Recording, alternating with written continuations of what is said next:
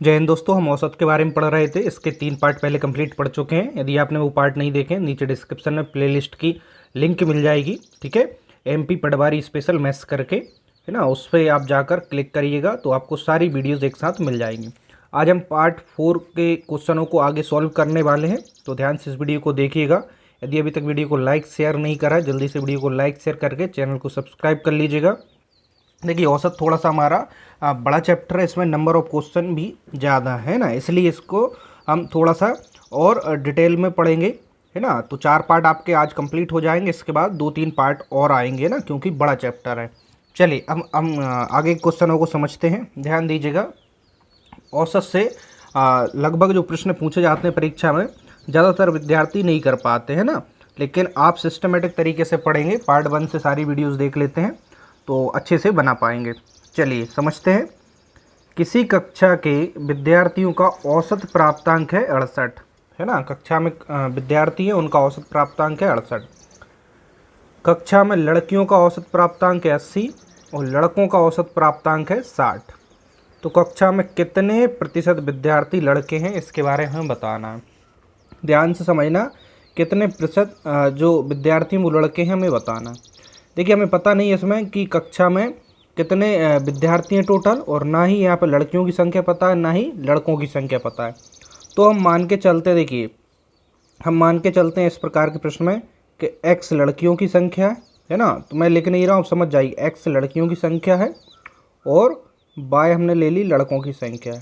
ठीक है, तो टोटल कक्षा में कितने होंगे, x प्लस y होंगे। इन दोनों को जोड़ना पड़ेगी ना, लड़कियों की संख्या और लड़कों की संख्या, तो टोटल इतने हो जाएंगे। अब देखिए, यहाँ पर कक्षा के विद्यार्थियों की औसत है 68, तो औसत 68 है। औसत का हम कुल संख्या x प्लस वाई हो गई, गुणा कर देंगे तो कुल प्राप्तांक आ जाएंगे कक्षा के। ठीक है, कितना आ जाएगा यहाँ से, 68x प्लस 68y। इतनी बात क्लियर है। अब यहाँ पे देखिए, लड़कियों का औसत प्राप्तांक है 80 और लड़कियों की संख्या मैंने मानी x, तो देखिए क्या होगा, औसत इंटू संख्या, तो लड़कियों को कुल आ गया, है ना। मैं यहाँ पे लिख भी दूँ गर्ल्स। इसी प्रकार से लड़कों का औसत है 60 और लड़कों की संख्या मानी हमने बाय, तो औसत इंटू संख्या, तो ये कितना आ जाएगा, बॉयज़ का कुल। देखिए, लड़कियों का कुल, बॉयज़ का कुल, तो दोनों को प्लस करें तो लड़के और लड़कियों का कुल बराबर, यहाँ भी कुल है तो दोनों आपस में बराबर होंगे। मैं फिर से इस स्टेप को लिख देता हूँ, बाकी आपको परीक्षा में स्टेप कोशिश करना है कम से कम लिखें। बात समझ आ रही है ना। यहाँ भी लड़की और जो लड़के हैं इन दोनों का कुल है और यहाँ भी कुल है, तो कुल दोनों आपस में बराबर होना चाहिए। देखिए, 68x उस साइड जाएंगे, 80x से माइनस होंगे। ठीक है, तो मैं डायरेक्ट माइनस कर रहा हूँ, आप समझ जाइएगा। देखिए, 68 को उस साइड ले जाएंगे, 70 2 यानी कि कितना बचेगा, 12x। 60 इस साइड आएंगे, है ना, इस साइड में x को पहले लिख दे रहा हूँ ना। 60 इस साइड आएंगे, 68 से माइनस होंगे, कितना बचेगा, 8y। इतनी बात क्लियर है, समझ में आ गया। अब देखिए, यहाँ पे हमें और कुछ नहीं दिख रहा, 12x हो रहा है और 8y, तो x वालों को एक साइड लिखेंगे, y वालों को एक साइड लिखेंगे। ठीक है, y को इसके नीचे पहुँचा दूँ, x के नीचे, तो x बटे y हो जाएगा। y को यहाँ पहुँचाया तो जो संख्या है इसको इस साइड पहुँचाना पड़ेगी, है ना, अपोजिट करते हैं। अब देखिए, कट रहा है आपस में, 4 दूनी 8, 4 तिया 12। अब यहाँ पे बात को समझना, x बटे y बराबर मिला 2/3। ठीक है, यानी कि हम यहाँ से देखें x अनुपात y बराबर 2:3, ऐसे भी इसको लिख सकते हैं। अब प्रश्न क्या पूछा है परीक्षा, यहाँ पे परीक्षा में भी ऐसा ही प्रश्न आएगा कि कक्षा में कितने प्रतिशत, परसेंटेज में पूछा है, विद्यार्थी लड़के हैं, यानी कि लड़कों का प्रतिशत पूछा है। तो x लड़कियां मानी है और y लड़के माने हैं, है ना। तो 2 किसका अनुपात होगा, लड़कियों का, और 3 लड़कों का। लड़कों का पूछा इसलिए लड़कों की संख्या आप अनुपात ऊपर रखिए 3, और नीचे टोटल आता है 2 और 3 5। ठीक है, प्रतिशत में बताना है इसलिए गुणा 100 से करना पड़ेगी। बात समझ आई, फिर से बताता हूँ। अनुपात तक तो आप समझ गए। लड़कों का प्रतिशत पूछा है तो लड़के बाय हैं, तो लड़कों का अनुपात 3 है, तो 3 ऊपर रखेंगे, नीचे टोटल 3 2 5 और गुणा 100 से करें क्योंकि प्रतिशत में पूछा है। 5 दूनी 10, 20 तिया 60, यानी कि लड़कों का प्रतिशत होगा 60। बात समझ आई? बी ऑप्शन राइट होगा। यदि लड़कियों का पूछा होता 2 ऊपर रखते बटे में 5 और गुणा 100 करते, क्योंकि प्रतिशत पूछा है। ठीक है, समझ में आ गया होगा आपको अच्छे से। चलिए अगले प्रश्न की ओर आगे बढ़ते हैं। अभी तक भी वीडियो को लाइक नहीं करा, जल्दी से वीडियो को लाइक करिएगा। चलिए अगला प्रश्न हम समझते हैं। यहाँ पर क्या कह रहा है, 120 छात्रों का औसत प्राप्तांक है 35। ठीक है, यदि उत्तीर्ण हुए छात्रों का औसत प्राप्तांक है 39, जो पास हो गए उनका प्राप्तांक लिखा है औसत 39 है, और अनुत्तीर्ण हुए छात्रों का औसत प्राप्तांक 15 है ना, जो फेल हो गए उनका औसत प्राप्तांक 15 है। तो कितने छात्र उत्तीर्ण हुए वो हमें बताना है, यानी कि पास हुए छात्रों की संख्या यहाँ पे बताना है। 120 टोटल छात्र हैं, इनका औसत कितना है 35। तो कुल कैसे निकालेंगे, औसत इंटू संख्या। औसत के सवाल में हम सबसे पहले कुल निकालते हैं, औसत इंटू संख्या, तो कुल आ जाता है। हम यहाँ पे 1 0 तो आएगी, 12 5 60, असल आई 6, 12 24 12 36 और 6 कितने हो जाएंगे 42। तो 120 छात्रों का कुल प्राप्तांक होगा 4200। इतनी बात क्लियर है। अब यहाँ पे उत्तीर्ण हुए छात्रों का प्राप्तांक है औसत, और अनुत्तीर्ण हुए छात्रों का औसत प्राप्तांक है। कुल छात्र पता है हमें, और बाकी हमें नहीं पता कि कितने छात्र पास हुए हैं कितने फेल हुए हैं। तो हम मानना पड़ेगी, मान के चलिए टोटल तो है 120 छात्र, हम मान के चलें x छात्र उत्तीर्ण हुए। ठीक है, देखिए x छात्र उत्तीर्ण हो गए, तो जो अनुत्तीर्ण हुए फेल हुए वो कितने होंगे, टोटल से इतना माइनस कर देंगे, 120 से इतना माइनस कर देंगे। बात क्लियर हुई या नहीं हुई? x उत्तीर्ण, तो 120 से x को माइनस करा तो ये अनुत्तीर्णों की संख्या आ गई, इसलिए मैंने राइट यानी कि पास और क्रॉस यानी कि फेल। इतनी बात क्लियर है। अब यहाँ पर देखना, यहाँ पे लिखा है उत्तीर्ण हुए छात्रों का औसत प्राप्तांक है 39। तो उत्तीर्ण हमने माने x, तो कुल कितना होगा, औसत इंटू संख्या, संख्या x मानी। अनुत्तीर्ण का औसत है 15, देखिए औसत इंटू संख्या, अनुत्तीर्ण की संख्या 120 माइनस x। इसको आगे सॉल्व करें, 1 0 तो आएगा ही, 15 दूनी 30, एस एल आई 3, 15 कम 15 और 3 18 माइनस 15x। अब यहाँ पे देखिए कुल प्राप्तांक किसके हैं, अनुत्तीर्ण के, और कुल प्राप्तांक है यहाँ पर उत्तीर्ण के। तो देखिए इन दोनों को जोड़ेंगे, उत्तीर्ण के कुल प्राप्तांक और अनुत्तीर्ण के कुल प्राप्तांक, दोनों को जोड़ा तो बराबर है, कुल प्राप्तांक के बराबर होंगे ना। इतनी बात समझ में आई या नहीं आई? उत्तीर्ण के कुल प्राप्तांक, अनुत्तीर्ण के कुल प्राप्तांक, दोनों को जोड़ा तो कुल प्राप्तांक हमने निकाल लिए 4200। अब यहाँ पे देखिए 39 से 15x माइनस हो, कितने बचेगा यहाँ पे 4, और 3 से 1 जाएगा 2, 24x। 1800 प्लस के उस साइड जाके माइनस होंगे, मैं डायरेक्ट घटा रहा हूँ, 0 यहाँ पे आएंगे 8, यानी 12 साइड जाएंगे, कितना बचेगा 4, 3 से 1 जाए कितना बचेगा 2। x बराबर कितना आएगा 24, नीचे जाएगा ना, तो 24 से एक बार में कटेगा, यानी कि x बराबर कितना आएगा 100। इतनी बात समझ में आई या नहीं आई? प्रश्न छोटा ही है, बस हमें उसको अच्छे से समझना है। x बराबर आ गया 100। x हमने क्या माना था, उत्तीर्ण, जो उत्तीर्ण छात्र हैं उनकी संख्या। यहाँ पे भी पूछा कितने छात्र उत्तीर्ण हुए, तो हम बता देंगे 100 छात्र उत्तीर्ण हुए, ऑप्शन ए। यदि अनुत्तीर्ण छात्रों की संख्या पूछता तो 100 में से x माइनस कर देते, यानी कि 20 छात्र अनुत्तीर्ण हुए। क्लियर है? क्योंकि 120 तो टोटल थे ना, 100 पास हो गए तो बाकी 20 जो बचे वो फेल हुए हैं। यहाँ तक कोई समस्या नहीं होना चाहिए। यदि आपको लगता है कि और आपको आसान तरीके से मैं आपको बताऊं तो आप नीचे कमेंट्स में मुझे बताइएगा, या फिर आपको क्लियर समझ में आ रहा है तब भी एक बार कमेंट्स में ज़रूर बताना। चलिएगा नेक्स्ट प्रश्न समझते हैं।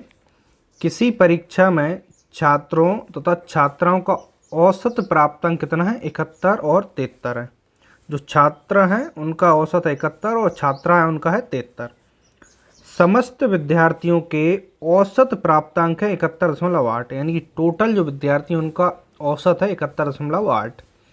तो छात्रों तथा छात्राओं का अनुपात हमें बताना है, इसमें अनुपात बताना है। अब यहाँ पर बात को समझिएगा, यहाँ पे ना तो हमें छात्रों की संख्या पता है ना छात्राओं की संख्या पता है ना, तो और ना ही इसमें कुल संख्या दी है। तो मान के चलते हैं छात्र है x और छात्रा है y, है ना। यहाँ पे हमें लिखना नहीं है, बस पहले छात्र है तो हमने छात्र को x माना, बाद में छात्रा है तो y मान लिया। इतनी बात क्लियर है। तो टोटल कितने होंगे, दोनों को प्लस कर देंगे तो टोटल संख्या हो जाएगी। इतनी बात भी क्लियर है।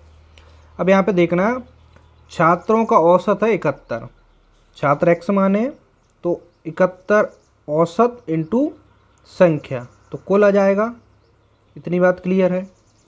छात्राओं का औसत है 73 और इनकी संख्या मानी है y, तो औसत इंटू संख्या तो छात्राओं का कुल आ गया। ठीक है। अब यहाँ पे देखिएगा, अब यहाँ पे समस्त विद्यार्थियों का औसत है 71.8, तो समस्त विद्यार्थी यानी कि x प्लस वाई, है ना। तो औसत कितना है यहाँ पर 71.8 औसत इंटू संख्या। बात समझ आई। तो समस्त छात्राओं क्या जाएगा, कुल आ जाएगा। अंदर मल्टीप्लाई कर दें, देखिए अंदर मल्टीप्लाई कर दें, मैं यहाँ पे लिख रहा हूँ 78.8 x प्लस 71 है ना, 71.8 बाय, तो कुल समस्त विद्यार्थियों को कुल आ गया बराबर, यहाँ पे छात्र का कुल है और यहाँ पे छात्राओं का कुल है। इन दोनों को जोड़ें, ये भी कुल विद्यार्थियों का आ जाएगा क्योंकि छात्र और छात्राओं का हमने प्लस कर दिया। x वाले एक तरफ आगे माइनस होंगे, इस साइड लाएंगे तो 71.8 से 71 माइनस होंगे तो कितना बचेगा 0.8x।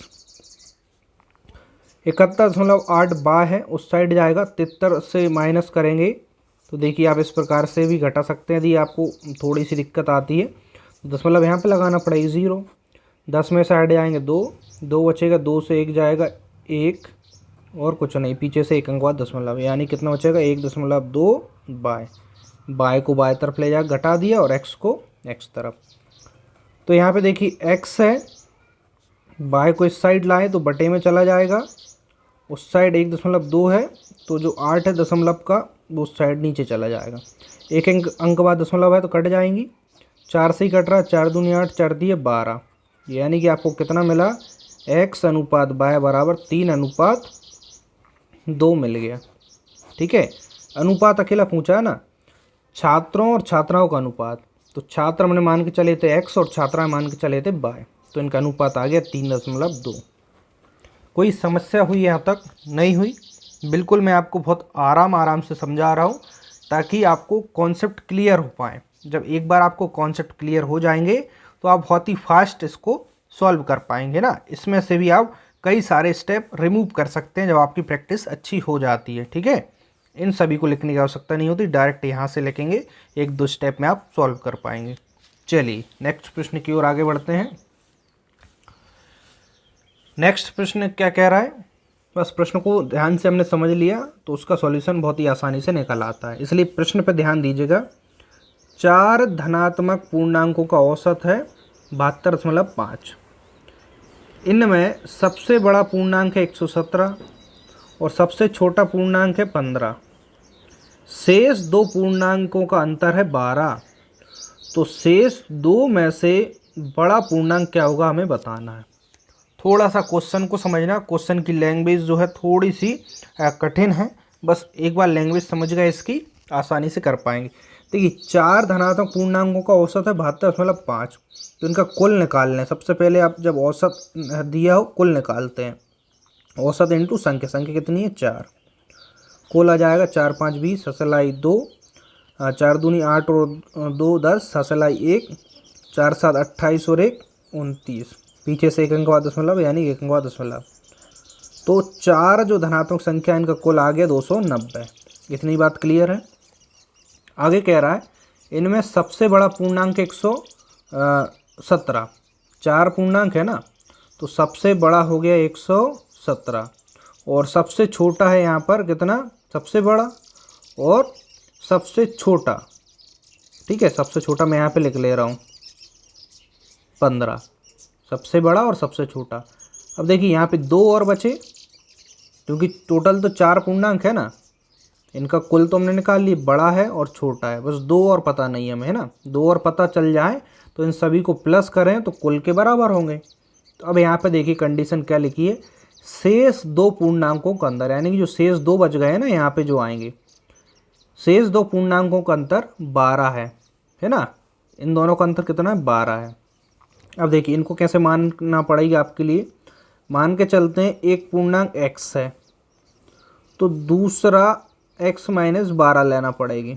क्यों? क्योंकि दोनों का अंतर 12 है। अंतर का मतलब देखिए मैं आपको साइड में समझा देता हूँ। अंतर का मतलब एक x माना अंतर है, यानी कि दूसरा एक 12 छोटा होगा, इसलिए 12 माइनस इन दोनों का अंतर, यानी माइनस करें तो ये तो माइनस प्लस माइनस माइनस हो जाएगा, ये प्लस हो जाएगा, एक्स एक्स कट जाएगा तो अंतर इनका 12 आ गया, नहीं आया है ना। इसी प्रकार से मानना पड़ेगी।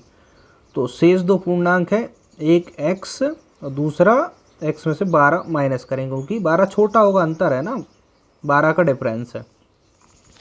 तो x ले लें और इसको कितना ले लें? x minus 12। इतनी बात क्लियर हुई या नहीं हुई? तो चारों पूर्णांक होगा आपके पास। देखिए सबसे बड़ा, सबसे छोटा और दो हमने मान लिए 4। तो इन चारों को टोटल करें, इन चारों को टोटल करना पड़ेगा ना।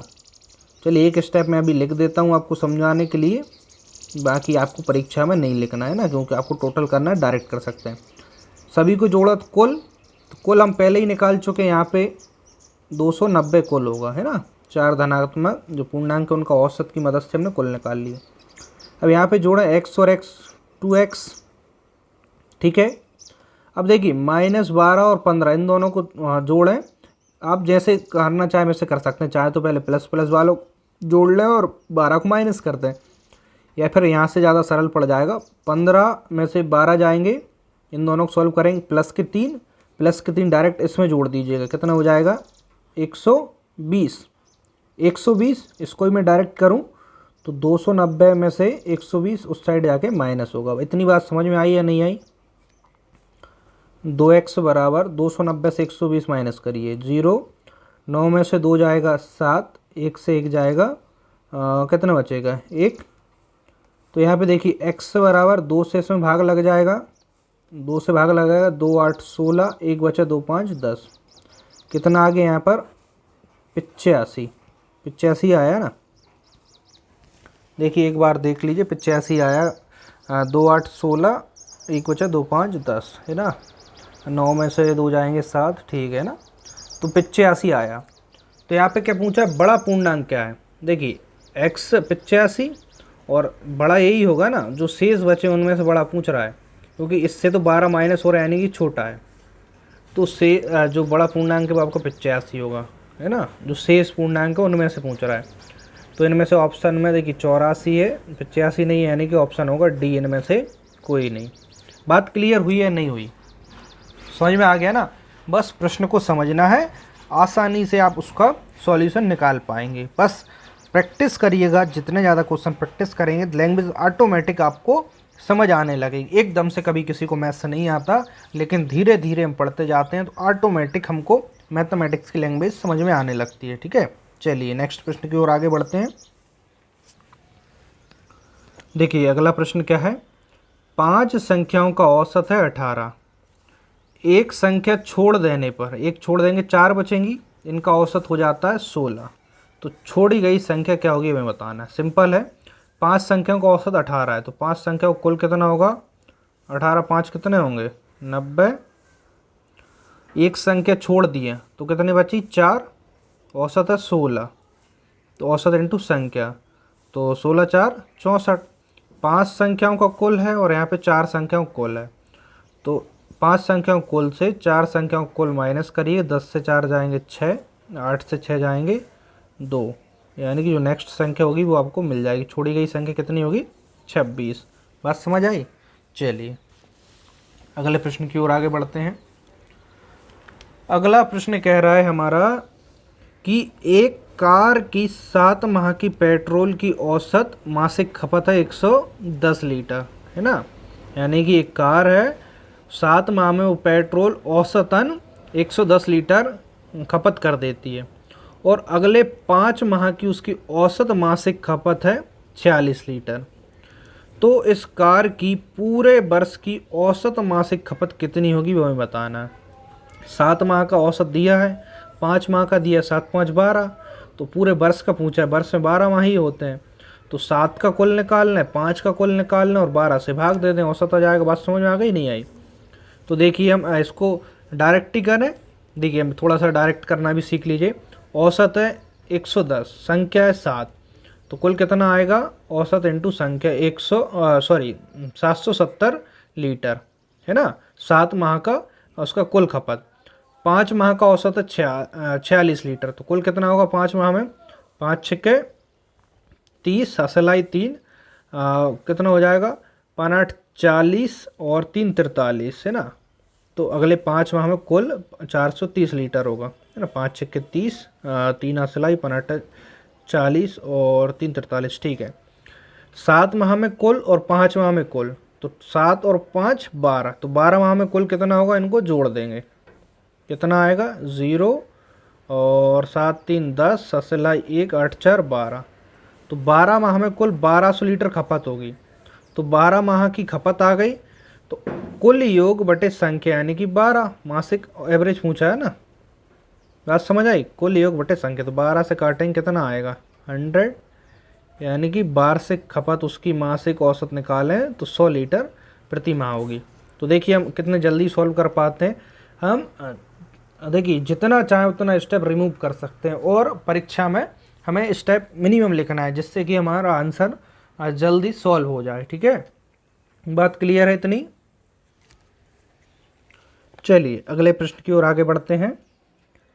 एक वर्कशॉप में कार्यरत सभी कर्मचारियों का औसत वेतन है 8,000 रुपये, है ना। टोटल जितने भी कर्मचारी काम कर रहे हैं उनका औसत वेतन है 8,000 रुपये।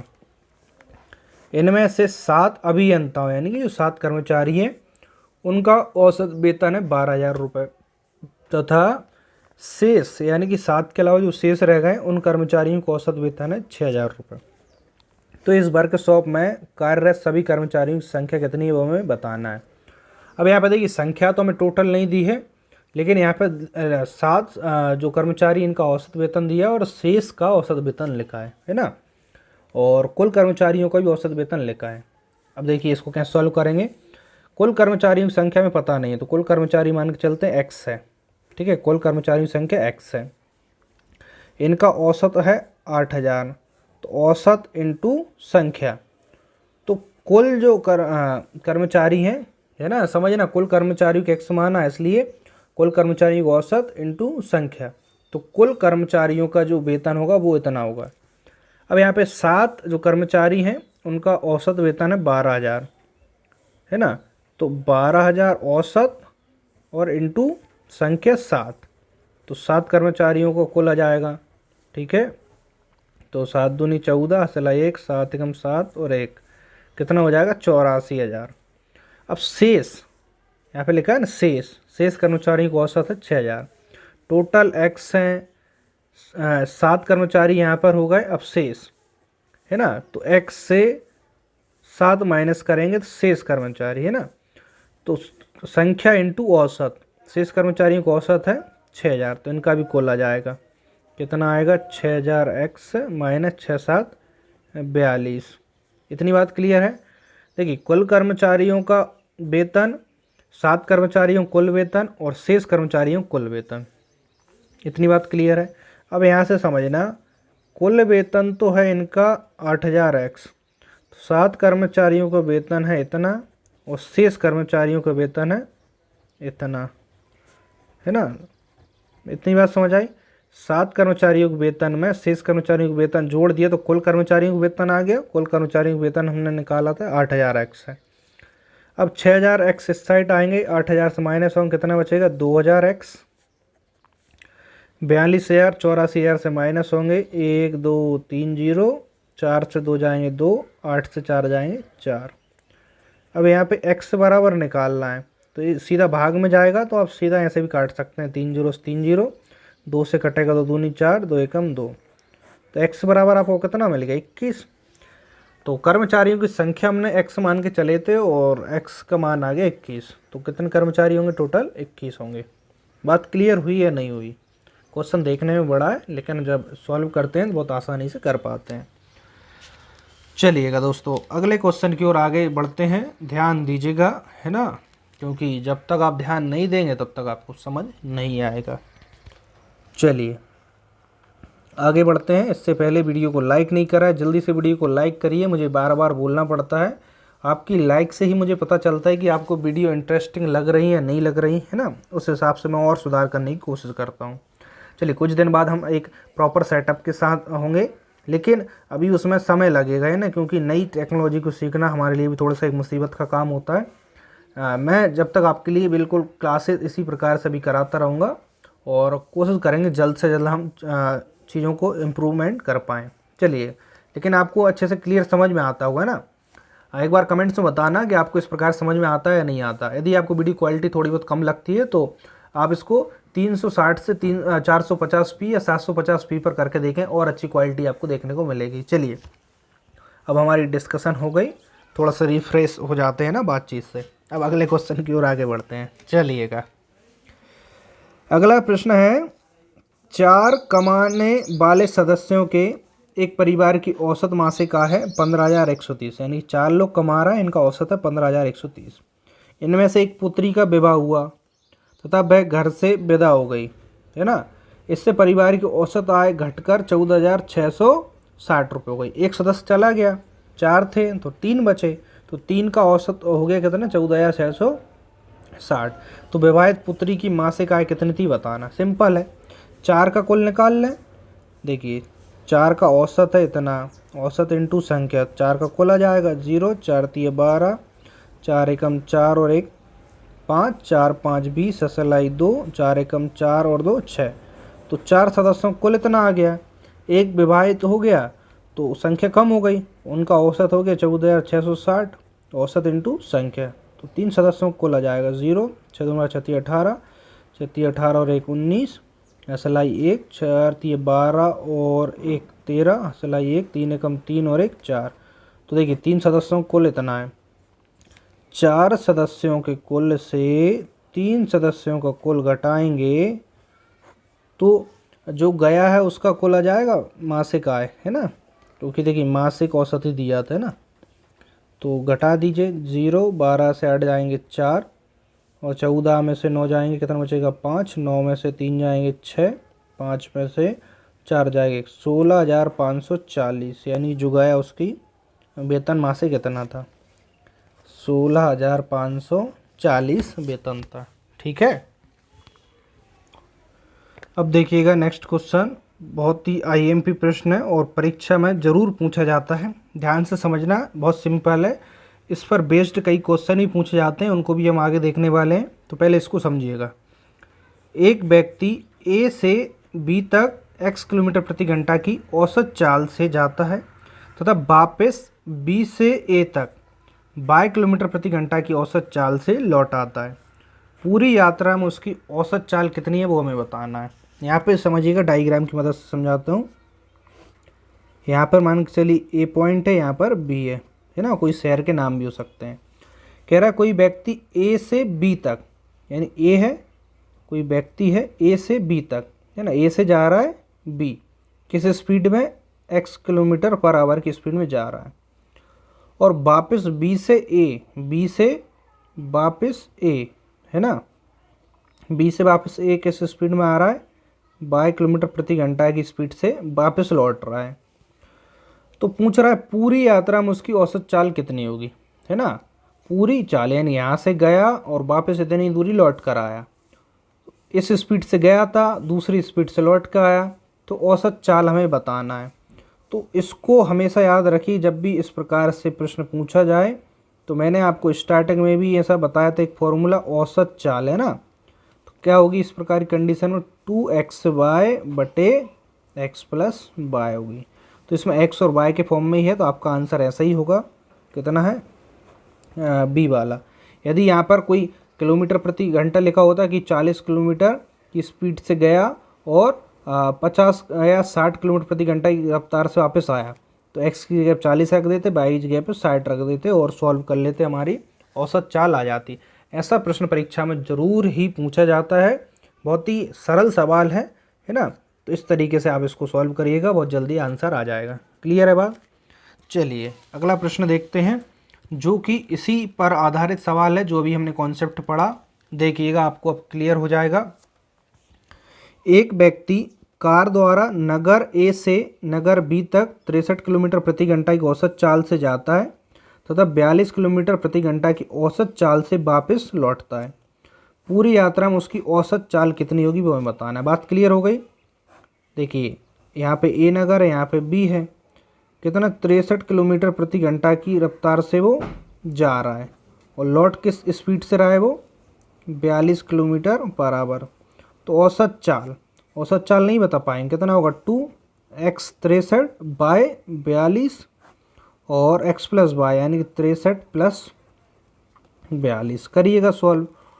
तो 2 गुणा 63 गुणा 42, इन दोनों को जोड़ेंगे 6 और नहीं 5 होगा ना, 3 2 5 6 4 10 105, 3 से कट जाएगा 3 3 9 1 बचा 3 5 15 3 दूनी 6 3 एकम 3 7 से 7 5 35 और 7 6 42।